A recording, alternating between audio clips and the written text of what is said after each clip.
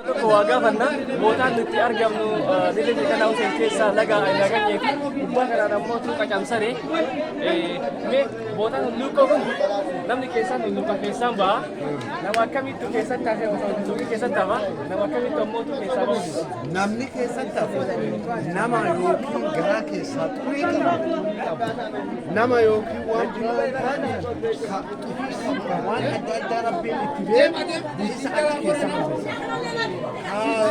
Qulqulluu kan rabbiin wanta tajaajila isaa garaa keessatti beekne achi keessaa bilisaan ba'a.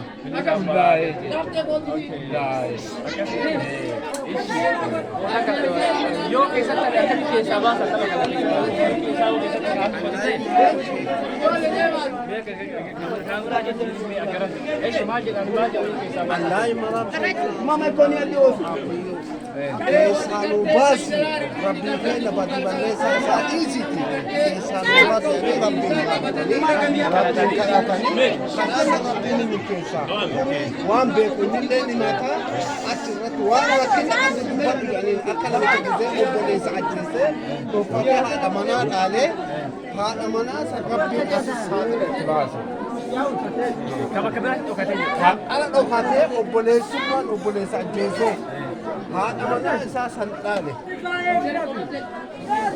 akkasi.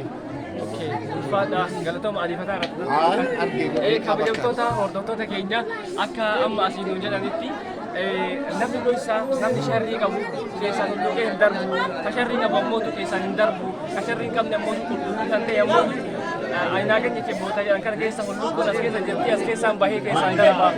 Egaa ammoo furmaanni ammoo yeroo nama sana akkanatti dhagaa sun keessa isaa hulluuqoo sun qabate hulluuqoo sun yeroo qabate akkamitti keessaa baasan kan jedhamuuf isaan nu deebisanii jiranii maaliif yeroo tokko keessa obboleessi haadha manaa jala fudhatee obboleessummaan isaa jala obboleessi jechuun abbaa irraa ajjeesee haadha manaa salphaadha. Haadha manaa salphaadha isaan jiraatan.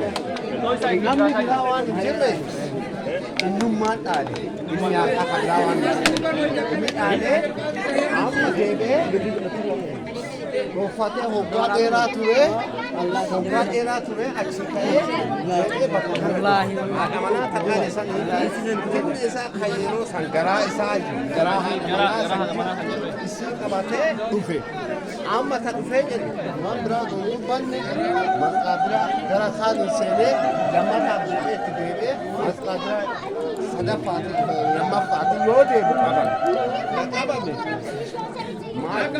rabbiin si beeku waan rabbi si beeku himadhu ani badii biraan qabu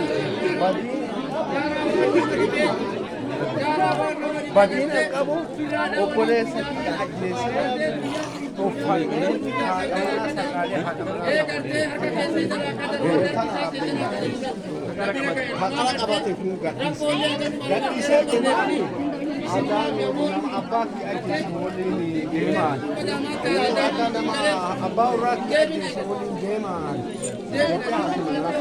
kuttee asitti isii qabatee karra keessaa seensisanii achi gumaa kadhannaa. Ulfaadhaa galatoomaa isin jedha.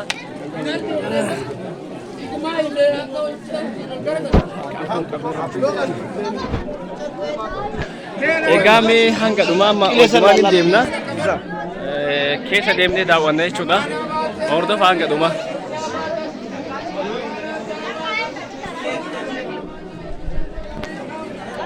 Kunoo haalli kun as keessallee kana fakkaata.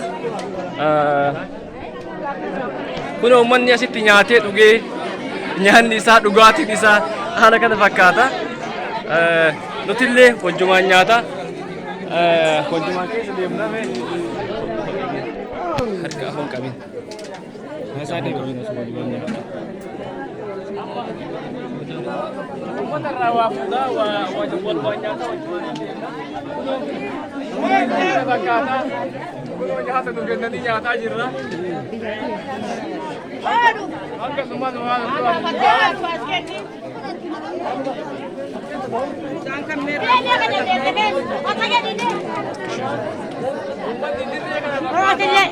ايش ايش